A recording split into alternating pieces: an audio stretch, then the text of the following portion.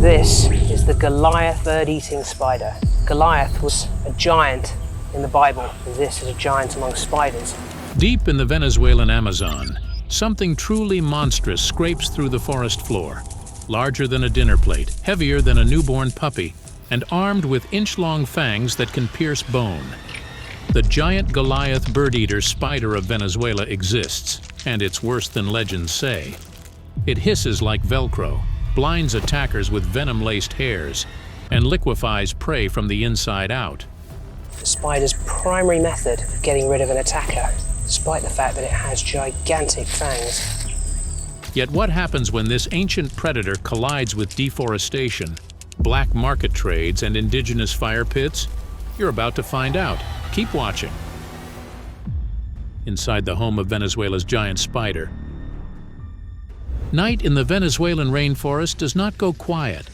There is always something moving in the leaves, calling from the trees or dripping from the canopy. But every so often, someone walking along a muddy path near the Orinoco or around Puerto Ayacucho hears a sound that feels wrong for the forest floor. It is not a frog and not a rat. It is the scrape of something big and heavy. And when a flashlight swings over, the shape that fills the beam is a spider that looks more like a dinner plate than a bug. A story like that went global a few years ago when a scientist named Piotr Naskreki was walking at night in a Guyanese rainforest and thought a small mammal was creeping near his feet. When he turned on his light, he realized it was a Goliath birdeater, a tarantula so large he later compared its weight to a young puppy and its body to a human fist. That encounter was in Guyana, not Venezuela. But the same kind of spider lives just across the border, in the low, wet forests of southern Venezuela. The scientific name of this spider is Theraphosa blondi. It belongs to the tarantula family, which already includes many large, hairy spiders. But this one sits at the top of the size chart. By weight and body length, it is considered the largest spider on Earth. Other species may stretch out longer legs, but very few carry this much mass on such a compact body. The bird-eater part of its name sounds like something invented for drama, but it has a real history. In 1705, a naturalist named Maria Sibylla Merian made a famous engraving that showed a large tarantula holding a hummingbird. That image burned into the European mind and stuck to any huge tarantula that came out of South America. Over time, the idea turned into a label. People began to call these spiders bird-eaters, even though studies today say they rarely take birds. Most of the time, they go after animals that are easier to catch close to the ground.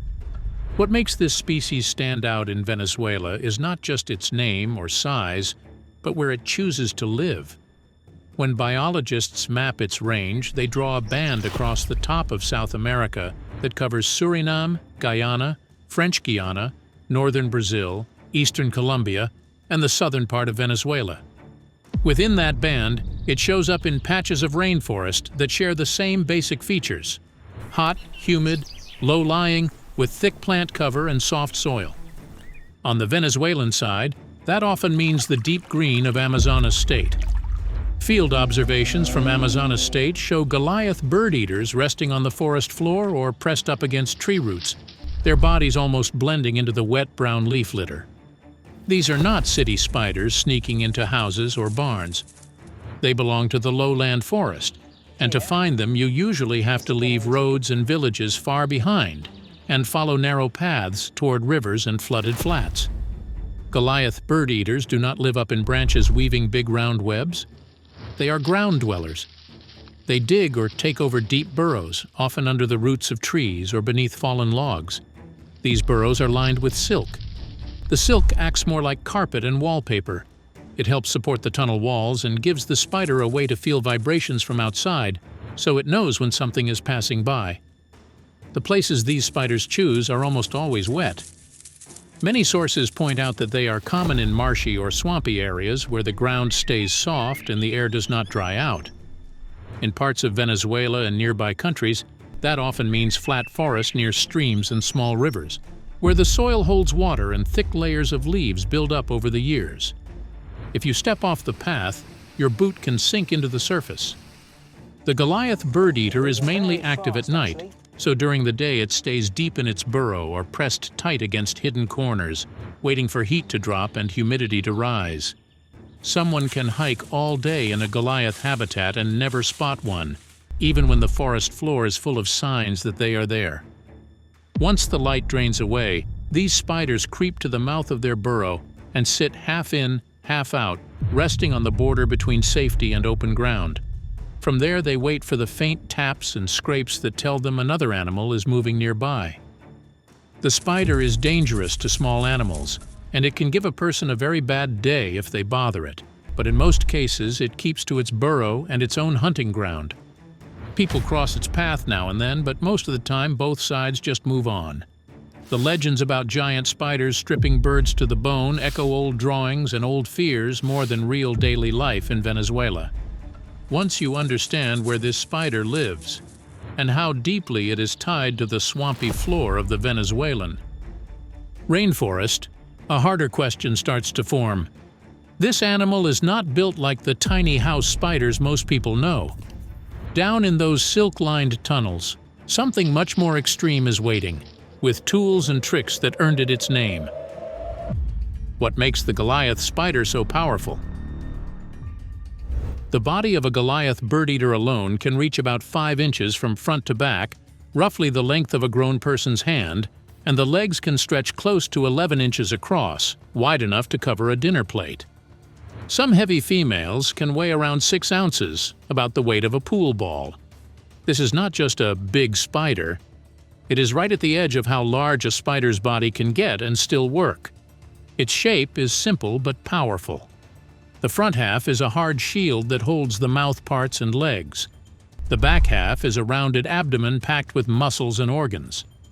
The whole body is wrapped in short, thick hairs that pick up tiny movements in the air and on the ground. Even with 8 eyes, this spider does not see the world clearly.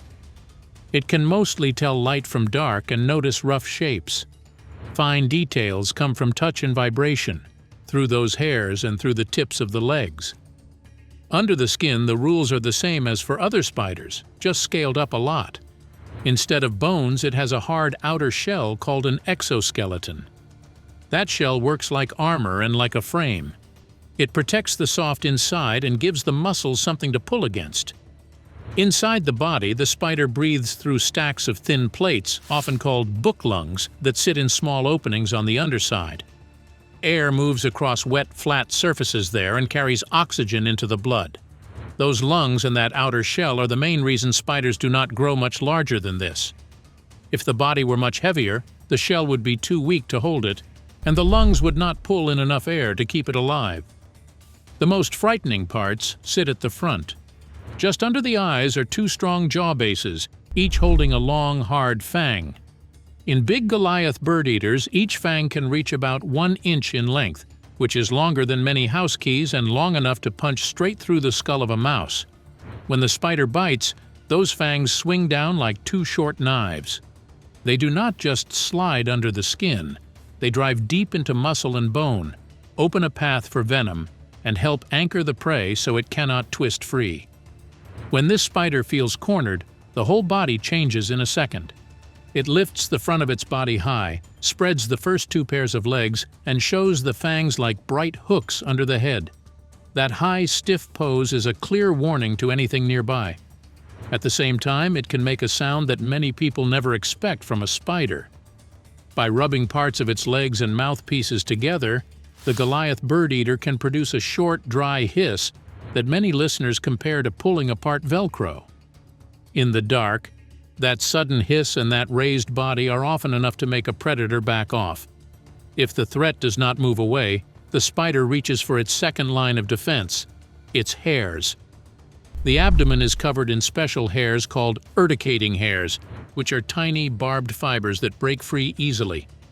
When the spider feels stressed, it scrapes its back legs over the abdomen and flicks a cloud of these hairs into the air. To the naked eye, it looks like dust, but under a microscope, each hair has hooks and barbs that dig into soft tissue. On bare skin, they cause burning and itching that can last for days. In eyes or airways, they can be much worse, which is why people who work around these spiders in zoos use masks and gloves. Those hairs do more than just sting attackers. Many end up stuck in the silk around the mouth of the burrow and in the silk that covers the egg sac. That turns the entrance and the nursery into a kind of itchy fence line. A small mammal that breathes in those hairs or rubs its nose on that silk gets a fast lesson and is less likely to try again. For tiny predators such as mice, enough hairs in the lungs can even be deadly. The venom itself is shaped for small animals, not for people.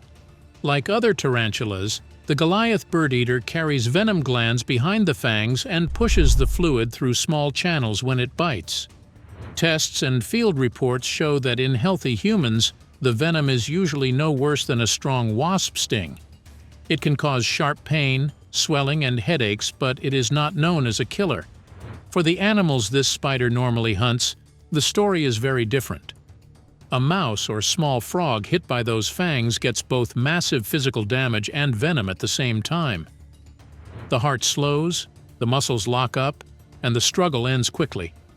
Goliath birdeaters eat large insects, earthworms, and many other invertebrates that crawl through the leaf litter.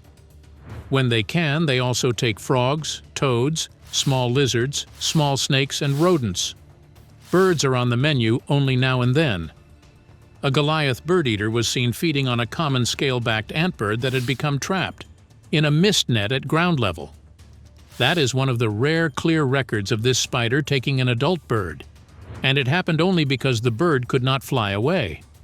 Once the spider has a grip, the hard part is over for it and just beginning for the prey.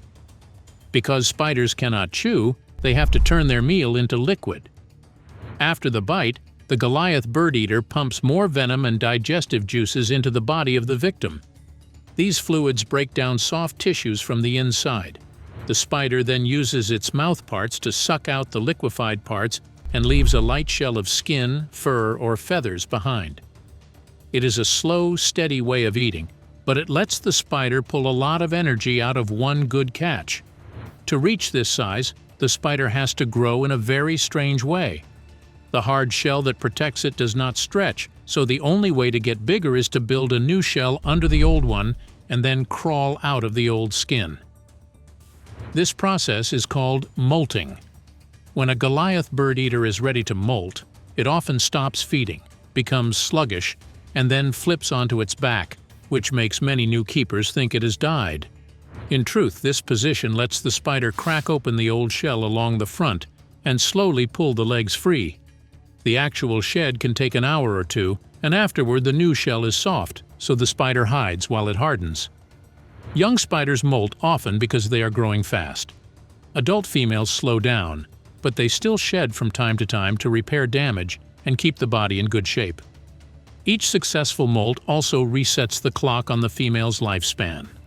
In the wild or in care, a female Goliath birdeater can live 15 to 20 years, while males usually survive only about 3 to 6 years after they reach adulthood. That long life, especially for females, is one reason these spiders can build up stable pockets in the forest. A single female may hold the same burrow area for many seasons. Reproduction fits that slow, steady pattern. When a male is mature, he leaves his own hiding place and searches for a female's burrow, often following scent cues in the air and on the ground. In many tarantulas, males use hooks on the front legs to hold back the female's fangs. But the Goliath birdeater is one of the few large tarantulas whose males lack those spurs, so the meeting is risky. If things go well, the male transfers sperm and then usually dies within months, worn out by the effort and by the stress of wandering in the open. A fertilized female builds a thick silk mat deep in her burrow and lays her eggs on top of it. She then folds the mat around them and seals it into a tight ball. Different studies and keeper records give slightly different counts, but most agree that one sac holds between 50 and 200 eggs, often in a bundle about the size of a tennis ball.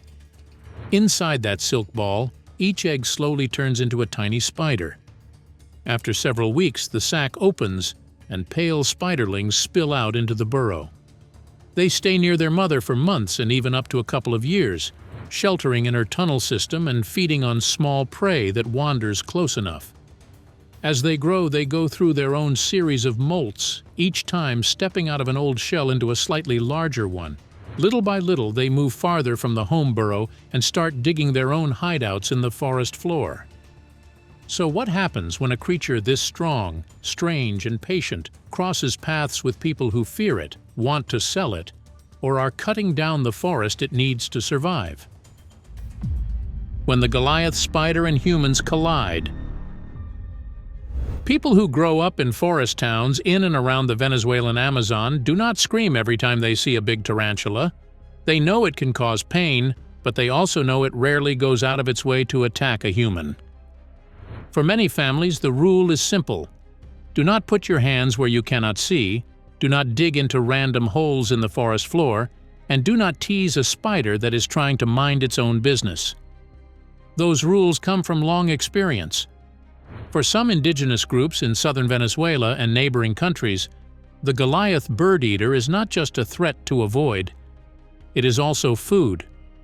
Among the Piaroa who live along rivers in the Venezuelan state of Amazonas, children learn from an early age how to spot a large spider burrow by the smooth, round mouth and the thin sheet of silk over the entrance.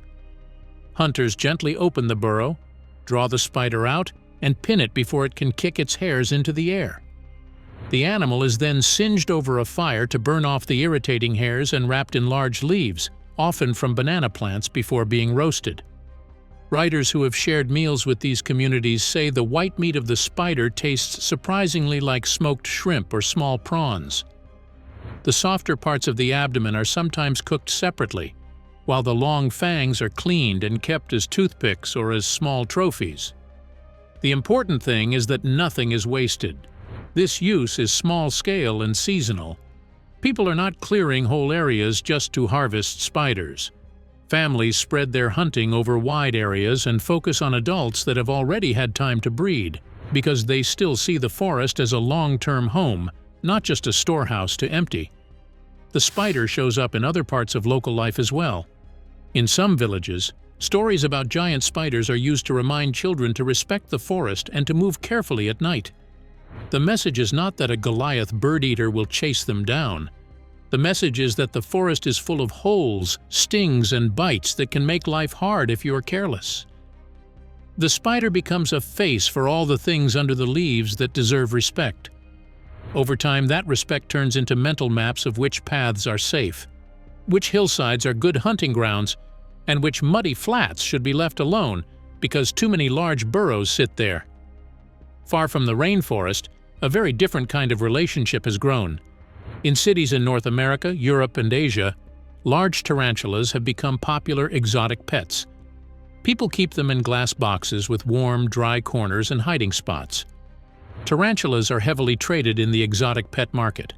Many of the spiders sold online or in small shops are still taken directly from the wild, especially adult females that are big and impressive. Scientists who track this trade have warned that this kind of collection can drain wild populations long before anyone notices. Reports on tarantulas in commerce note that the main cause of decline for many species is overharvesting to meet demand. In simple terms, that means taking more animals out of the forest than can be replaced by breeding. Even when some species can be bred in captivity, wild-caught adults are often cheaper and easier to ship, so traders keep taking them from nature instead of raising them. For the Goliath birdeater, the picture is mixed. This species breeds fairly well in captivity, and many zoos and serious keepers now work with captive-bred lines. But wild animals are still sold, especially in regions close to its natural range, where rules may be weak and enforcement can be uneven. Every large female pulled out of her burrow is one less long-lived breeder holding a corner of the forest floor. Because females can live for well over a decade, removing a few of them from the same area can leave a real hole in the local population. On top of that, the forest itself is changing.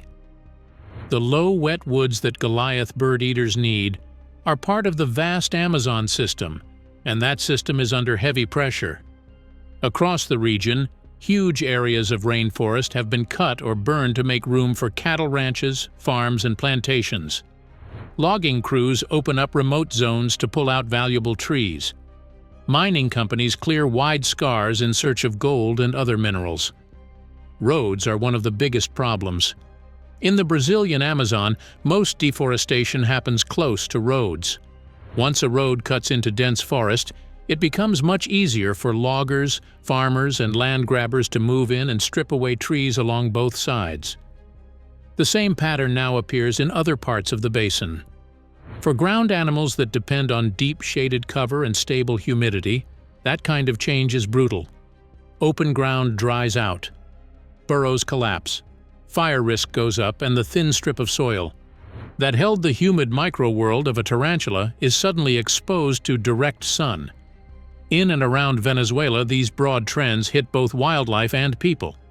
Indigenous communities in the south of the country have reported illegal mining and logging on their lands, rivers turning muddy, and declining game populations as industrial activity expands deeper into the forest. The Goliath birdeater is just one of many species caught in this squeeze. It cannot live in open fields or on bare hillsides. It needs deep leaf litter, steady moisture, and quiet ground where it can sit in a burrow and feel every small tremble on the surface. When that ground is cut into pieces, the spider's role in the forest starts to fade. In a healthy, swampy forest, the Goliath birdeater sits near the top among animals without backbones. It helps keep large insects, some small rodents, and other small animals in check. Remove enough of these big hunters and the balance shifts. Certain prey animals can become more common, which can affect seeds and seedlings in ways that build up over time. The loss of a spider that many people see as a spooky side note can still ripple through the forest in quiet ways. Thanks for watching. Now check out the videos popping up on screen for more unbelievable stories.